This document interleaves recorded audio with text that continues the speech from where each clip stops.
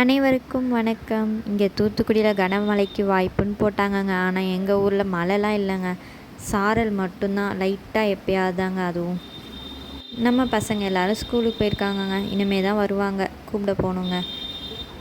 அதுக்கு முன்னாடி உங்களுக்கு நான் ஒரு வீடியோ காட்டுறேன். எங்கள் வீட்டில் என்னென்ன செடி இருக்குதுன்னு பாருங்கள். ரொம்பலாம் செடி இல்லை, கொஞ்சம் தாங்க இருக்கும்.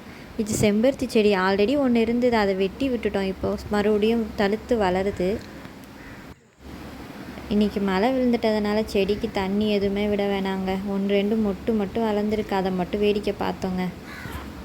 இது ரெட் கலர் செம்பருத்திங்க, நார்மல் செம்பருத்தி தான். ஆனால் இது பூ பூத்துச்சுன்னா ஒரு 20 பூ கிட்ட பூக்குங்க. நல்லாயிருக்கும் பார்க்கும் போதே. செடி பூ பூத்துச்சுன்னா வீடியோ எடுத்து காட்டுறேன். எங்கள் தென்னை மரத்து பக்கத்தில் விதை போட்டோம், பாவக்காய் விதை. இப்போ பாவக்காய் கொடி வளர்ந்துட்டுருக்கு. எப்போ பாவக்காய் காய்க்கும் தான் தெரியல. எனக்கு பிடிச்சது இந்த தென்னை மரம் தான். என் கல்யாணத்துக்கு வச்சதுங்க, 8 வருஷம் ஆச்சு. அது இவ்வளோ பெருசாக வளர்ந்துருச்சு.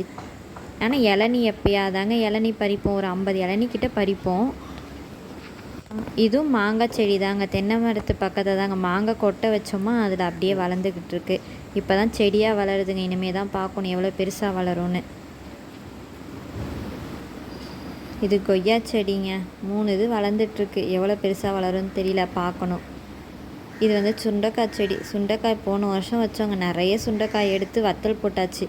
இந்த வருஷம் இதில் தான் எவ்வளோ பறிக்கணும்னு நான் காட்டுறேன். வேப்ப மரத்து பக்கத்தில் நிறைய துளசியாக வளருங்க. இந்த துளசி இலை ரொம்ப சின்ன சின்ன இலையாக இருக்கும். இங்கே வந்து அது நாட்டு துளசி சொல்லுவாங்க. சளி இருமலுக்கெல்லாம் இதை போட்டு தாங்க கஷாயம் வைப்போம்.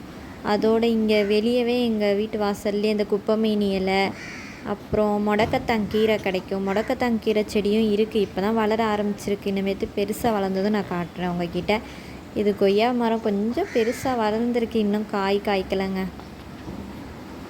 ஓகே, பாய்.